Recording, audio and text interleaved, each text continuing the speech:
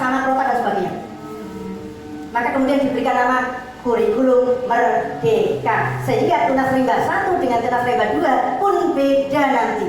Walaupun ada ciri khasnya karena ada dari Yayasan Wana Bakti, ya. Betul ya Pak? Pak Yayasan apa sih? Sakawana Bakti dengan identik dengan bagaimana hutan itu menjadi lestari di sini. Yang membedakan TK Pembina di sebelah sana sini ada di situnya nanti, ya. Bisa jadi sama, tetapi beda dalam implementasi karena kita nanti mulai dengan KOSP, Kurikulum Operasional Satuan Pendidikan, yang dulu kita kenal dengan nama KTSP. Nah, itu bukan hanya pindah nama, sejatinya pemerintah ingin meluruskan kembali antara satuan pendidikan itu harus berbeda, gitu ya Bu. Nah, Bapak Ibu yang tercinta, yuk kita nyanyi dulu sambil kita merenungkan syair lagu ini. Ini lagu lama, waktu saya dulu di TK. Tapi sebenarnya saya nggak mendengarkan ini waktu di TK, saya mendengarnya waktu di SD. Masih dengar lagu ini? La la la, ini kita jadi bisa menulis dan membaca karena siapa? Kita jadi tahu beraneka bidang ilmu dari siapa? Kita jadi pintar dibimbing Pak Guru, kita bisa pandai dibimbing Bu Guru, guru bak pelita, penerang dalam gulita, jasamu tiada tara. Lagu ini dulu itu untuk SD Bu.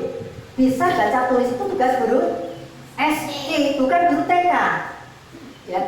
Kalau guru TK mengajarkan baca tulis itu membuat anak gak happy dalam belajar. Ya. Kemudian beraneka bidang ilmu, tugas siapa? Guru SMP dan guru SMA. Terus guru TK apa yang dilakukan? Betul ya Bunda ya? Nah ini yang perlu dicermati bersama-sama, jangan sampai kita keliru ya.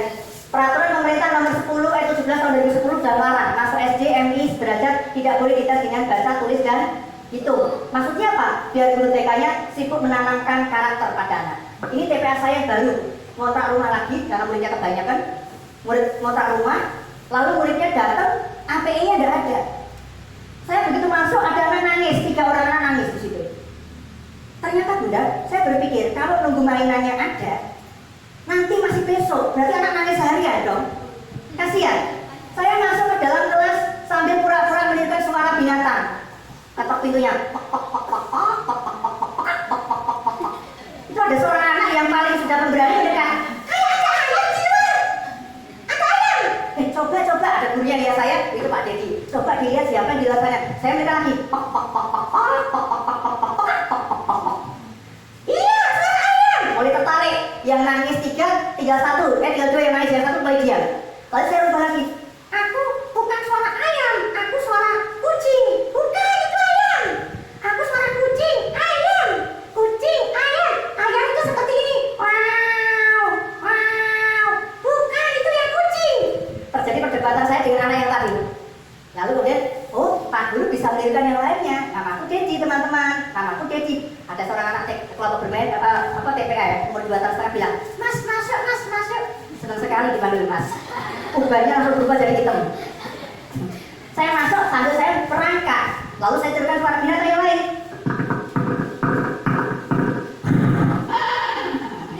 Kuda! Pak Guru naik, Pak Guru! Akhirnya 1 naik, lah kok semuanya minta naik. Bayangkan harus minum kebanyakan itu. Anak-anak yang nangis tidak menjadi nangis lagi. Ternyata membuat anak bahagia itu nggak butuh terlalu banyak alat dan bahan Bu. Tubuh kita, suara kita itu diberikan oleh Tuhan untuk menjadi alat terbaik di dunia. Itu menunjukkan keadilan Tuhan. Kalau letak kualitas pendidikan ditentukan oleh sarpasnya, kita akan mengeluh dan membandingkan, betul tidak? Terang saja, kemarin Bu Sari di sekolah saya kedatangan pemilik sekolah namanya Insan Cendekia Mandiri dari Tangerang. Itu saya tanya, masuk TK pertama bayar berapa? Masuk TK di tempat kami bayarnya 120 juta rupiah Pak Dedi. SPP-nya berapa Pak? 27 juta di luar makan. Saya tanya, yang daftar ada Pak? Nolak-nolak kami Mas Dedi. Coba bayangkan, ternyata ukuran mahal itu tergantung isi dompet kita. Kalau dompet kita kurang dari segitu mengatakan mahal, betul tidak? Tapi kalau anaknya siapa namanya? Siapa itu ya? Abu Rizal Bakri punya anak, siapa itu? Ya, ini anak Madani. Saya ketemu biaya TK-nya berapa per bulan? 300 juta rupiah per bulan. Untuk biaya anaknya di TK. Biaya istrinya 1 miliar sebulan. Nggak tahu itu, saya nggak ngurusin orang. Saya nggak ngisi anak orang. Ketemu dengan Ayang Sari. Kamrik terus. Di Purwokerto, rumahnya di Purwokerto. Itu rumahnya waduh, biayanya berlapis. Ya, saya ke sekolahnya, saya diundang oleh gurunya saya. Berapa ini biayanya? Itu nggak main-main, pengasuhnya datang 6 orang mengantarkan anak ke TK. Sampai sebesar itu ya Bunda ya, kalau kita lihat. Ternyata kaya itu ukuran tergantung pembandingnya. Kalau banding kita lebih kecil ya berarti mahal, tapi kalau lebih besar murah, betul nggak Bunda? Nah ini yang menarik Bunda, bahwa merdeka, guru merdeka itu harus pertama syaratnya membuat anak itu dari suara yang didengar itu mendapatkan suatu ketertarikan untuk menirukannya. Halo? Oh nggak ada orang? Halo? Hai. Ibu berarti suara dulu ya? Mau? Bunyi suara kucing.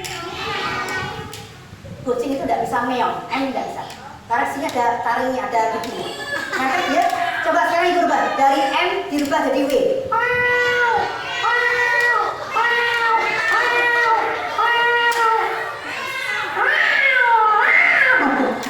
Jangan. Coba hanya merubah dari huruf M jadi W, sudah berubah loh, betul tidak? Lagi, bunyi suara ayam betina. Coba Bu, jangan ketok. Kalau ketok itu dia ayam betina nggak bisa. Bibirnya digigit gitu. Coba.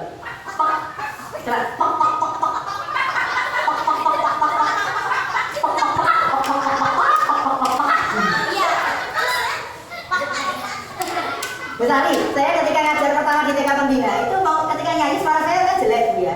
Lagunya pas saat itu kucing juga. Kucingku berantika, sungguh manis rupanya. Lah pada murid saya namanya Iqbal, badannya besar. Mendekati saya, Pak Guru bisa diam. Bayangkan ada guru nyanyi di depan kelas, ada seorang anak dengan PD-nya bilang, Pak Guru bisa diam. Itu harga diri saya hancur Bu. Betul enggak? Itu guru-guru yang melihat tertawa terbabak, syukur gue suaranya jelek. Tapi saya nggak mau kalah. Lalu saya ambil boneka tangan berbentuk kucing. Lalu saya kemudian menggerakkannya. Saya pindahkan suara saya yang jelek saat itu karena kalau nunggu kursus di Purwacaraka kelamaan. Saya rubah suara yang jelek menjadi suara yang lucu. Saya ambil boneka tangan, saya katakan, kucingku berantika, sungguh manis rupanya, meong-meong bunyinya. Ternyata anak sekelas tepuk tangan semua. Berarti saya berani berapa sekarang kamu tadi membina saya. Ternyata anak TK itu nggak terlalu suka suara yang merdu, justru lebih suka suara yang lucu. Maka ibu yang takdir suaranya jelek, jangan dipaksa menyanyi, merusak telinga. Ya, buatlah suara yang tidak menarik, tidak lucu menjadi lebih lucu. Siap? Halo. Yang kedua, syarat kedua adalah bergerak. Jadi anak usia dini itu harus bergerak. Kalau nggak bergerak dia nggak happy. Maka gurunya harus ngajak bergerak. Pak, kalau saya sudah umurnya sudah 70 tahun mau jadi guru TK, saya sulit bergerak. Gunakan anak yang paling aktif untuk menjadi model. Jadi kalau ada anak yang sulit dia suruh duduk, dia sukanya berjalan, berlari, itu sejatinya Tuhan telah kirim anak itu menjadi asisten ibu. Tapi sayangnya gurunya nggak paham-paham. Nggak mau duduk. Gurunya nggak sadar, ngomong duduk masih sambil berdiri. Harusnya kan, siapa tadi ya? Siapa yang sudah tahu ini namanya apa? Warna kursi ini apa? Gunanya untuk apa? Pak Guru sedang apa? Coba kalian lihat Pak Guru sedang apa? Siapa yang bisa duduk? Anak yang paling hebat duduknya cepat-cepat. Dalam hitungan ketiga, siapa yang juara duduk? Siap? 1, 2, 3. Balapan semua kok. Nggak perlu duduk, duduk. Gak kamu sakit kok. Nggak usah. Cukup dengan sesuatu yang menyenangkan. Setuju Bunda? Halo. Nah syaratnya gini, dalam otak manusia, ya, yang membuat ini otak manusia, bukan otak-otak ya. Ada belah otak kiri, ada belah otak kanan. Ternyata Bunda, untuk otak mampu mendengar, mengirimkan sinyal untuk mendengar dengan baik, melihat dengan baik, itu ada saklarnya yang disebut. Nah saklarnya itu ada di dada kita itu. Coba ibu raba. Di antara cekungan dada ini ada satu, ada cekungan ya. Tolong dipecet pakai jari ya. Tuh, Itu 2, 3. Satunya lagi di pusat. Namanya belly breathing. Itu 2, 3, 4. Ada yang ambil? Tidak ada. Kalau ada yang ambil sambil bilang, saya bunda mau senam. Biar sehat, biar kamu juga sehat. Coba ibu. Tuh 2, 3, 4. Tuh 2, 3 cukup. Ini dalam ilmu brain gym disebut belly breathing. Teknik untuk menyiapkan otak agar mampu membuat nafas itu menjadi lebih baik. Paham ya Bu ya? Belly breathing. Yang kedua, di telinga kita ini ada 2 tonjolan tulang yang agak menarik di sini. Ini harus susah. Tuh 2, 3, 4. Tuh 2, 3 cukup. Ini membuat fungsi saraf pendengarannya semakin optimal. Maka dulu anak zaman saya kecil bandel, dijewer gurunya sebelah kiri, lapor sama bapak saya tambah ya kan anak. Sehingga otak saya seimbang, cerdas, juara 1 sampai kelas 6 juara terus. Kalau anak sekarang dijewer gurunya masuk penjara, anaknya bodoh selamanya. Ya ini hanya perumpamaan aja. Ini ya sudah telinga. Kemudian mata. Oh ya, saya belum cerita Bu Sari. Sekolah saya itu inklusif. Setiap kelas ada 2 atau 3 anak berkebutuhan khusus. Ada yang Down syndrome pakai kursi roda, tapi mana udah lulus. Ya, dia nggak bisa apa-apa. Bukan Down syndrome, Pak. Yang cerebral palsy. Yang Down syndrome ada 1, wajahnya sama semua itu, Bu. Anak 1000 wajah. Ya. Ya. Ada lagi yang autis, ADHD, namanya Hasan dan Hussein. Anak orang kaya, mobilnya Alphard. Dua-duanya berkebutuhan khusus, Bu. Kurang apa coba? Kata kita pengen kaya ya mobilnya. Kemarin Velfire, sekarang yang satu lagi bawahnya apa namanya? Seperti itu. Tapi kemudian lihat anaknya dalam kondisi seperti itu, hanya kita berlihat beruntung sekali diriku ya Tuhan tuh nggak punya Alphard tapi anakku sehat. Betul nggak? Nah, kata kita melihat yang tidak sih. Nah, Hasan itu suka mukul tuh. Bahkan kalau dia marah itu kacamata gurunya udah pecah berapa kali. Ya.